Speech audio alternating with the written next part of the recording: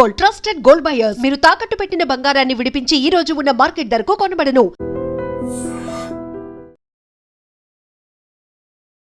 Thorrur municipal ఎన్నికలకు సంబంధించిన ఉద్రిక్త పరిస్థితిని మనం స్పష్టంగా చూస్తున్నాం. అక్కడ కేవలం 16 వార్డులు మాత్రమే ఉన్నాయి.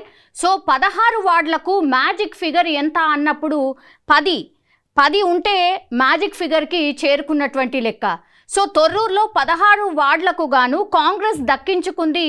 పూర్తి స్థాయిలో మనం లెక్కలతో సహా చూసినప్పుడు కాంగ్రెస్కి వచ్చినటువంటి వార్డులు 9 వార్డులేమో బీఆర్ఎస్కు, కాంగ్రెస్కేమో 7 వార్డులు దక్కాయి. అయితే మ్యాజిక్ ఫిగర్ చేరుకోవాలంటే ఇక్కడ 10 ఓట్లు కీలకంగా మారబోతుంది.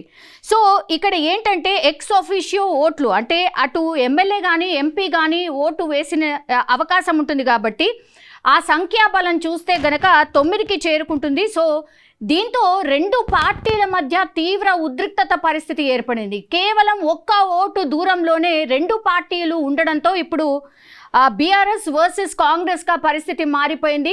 అక్కడ మనం చూడొచ్చు బీఆర్ఎస్ తరఫున పూర్తి స్థాయిలో ఎర్రపల్లి దయాకర్ రావు రంగంలోకి దిగారు. తొర్రూరు పూర్తి స్థాయిలో క్లీన్ స్వీప్ చేసింది బీఆర్ఎస్ అనేటువంటి వార్తలు మనం చూసాం. కానీ కాంగ్రెస్ రంగంలోకి దిగడం, ఆ తర్వాత అక్కడ ఎమ్మెల్యే యశస్విని రెడ్డి దీన్ని ప్రతిష్టాత్మకంగా తీసుకున్నారు. ఖచ్చితంగా ఈ మున్సిపాలిటీని, తొర్రూరు మున్సిపాలిటీని యశస్విని రెడ్డి ఖాతాలో వేసుకునే ప్రయత్నాలు జరుగుతున్నాయి అన్నటువంటి ఆరోపణ బీఆర్ఎస్ చేస్తోంది.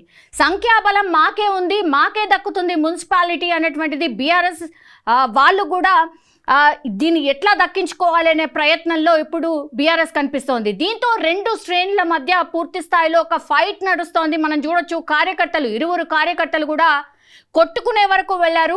పూర్తి స్థాయిలో ఆ మున్సిపాలిటీ ఆఫీస్ని మనం చూస్తే కనుక కంప్లీట్లీ పోలీసుల హయాంలో మనకు కనిపిస్తోంది.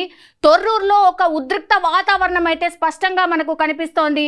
సో ఇట్లా హంగ్ ప్లేసెస్ ఏవైతే ఉన్నాయో అట్లాంటి ప్లేస్లో మనకి ఇక్కడ తొర్రూరు కూడా కనిపిస్తోంది. కేవలం 1 ఓటే.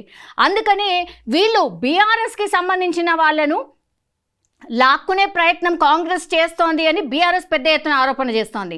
అటు బీఆర్ఎస్ ఏమో కాంగ్రెస్ వాళ్ళను తీసుకునే ప్రయత్నం చేస్తుంది అని బీఆర్ఎస్ వాదన వినిపిస్తోంది. దీంతో ఇద్దరి మధ్యలో ఒకే ఒక వార్డు దూరంలో ఉన్నారు. ఒకే ఒక ఓటుతో గెలిచే అవకాశం ఉంటుంది కాబట్టి పూర్తిగా లాస్ట్ మూమెంట్ వరకు కూడా ఎవరు ఎటువైపు ఉండబోతున్నారు, ఎవరికి ఐదర్ బీఆర్ఎస్కి దక్కుతుందా లేకపోతే కాంగ్రెస్కి దక్కుతుందా ఈ మున్సిపాలిటీ అనేది పెద్ద ఎత్తున ఒక ఉద్రిక్త సిచ్యువేషన్ అయితే మనము స్పష్టంగా చూస్తూ ఉన్నాం. సో తొర్రూరు మున్సిపాలిటీ ఎవరిది, అటు బీఆర్ఎస్ దా ఇటు కాంగ్రెస్ దా అనేది మరి కాసేపట్లోనే తేలే అవకాశం అయితే ఉంది. కానీ ఫస్ట్ నుంచి కూడా తొర్రూరులో ఎర్రబెల్లి దయాకర్ రావు తన ఆధిపత్యాన్ని ప్రదర్శించారు.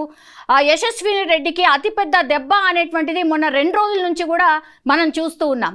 అట్లాంటిది ఈరోజు పూర్తి స్థాయిలో మారిపోయి కంప్లీట్గా ఇప్పుడు తొర్రూరు మున్సిపాలిటీని కాంగ్రెస్ పార్టీ కైవసం చేసుకునే ప్రయత్నం చేస్తోంది. అట్లాగే మొన్నటి నుంచి కూడా ఈ ఎలక్షన్స్ అయిపోయి ఇక రిజల్ట్ వచ్చిన తర్వాత నుంచి కూడా హంగ్ ఉన్నటువంటి ప్లేస్లో పూర్తి స్థాయిలో కాంగ్రెస్ అధిష్టానం కూడా పూర్తిగా దృష్టి పెట్టింది.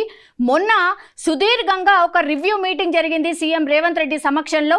ఈ రోజు జరిగేటటువంటి మున్సిపాలిటీలో ఎట్లాంటి వ్యూహాన్ని రచించాలి, అట్లాగే క్యాంప్లో ఎలాంటి పరిస్థితులు ఉండాలి, ఎవరికి ఓటు ఎట్లా వేయాలి ఏంటి అనేది కూడా పూర్తి స్థాయిలో చర్చ అయితే జరిగింది. ఆ తర్వాత ఈరోజు మార్నింగ్ కూడా చైర్మన్లు వైస్ చైర్మన్ల ఎన్నిక ఉంటుంది కాబట్టి ఎవరు చైర్మన్ ఎవరు వైస్ చైర్మన్ అనేది కూడా పూర్తి స్థాయిలో డిసైడ్ అయిన తర్వాతనే ఇప్పుడు పూర్తి స్థాయిలో అందరూ కూడా చేరుకోవడం జరుగుతోంది. అందులో భాగంగానే ఎవరైతే వార్డులో ఎన్నుకున్నటువంటి సభ్యులు ఎవరైతే చేరుకునే ప్రయత్నం చేస్తున్నారో అక్కడ పూర్తిగా ఉద్రిక్త వాతావరణం స్పష్టంగా చూస్తూ ఉన్నాం.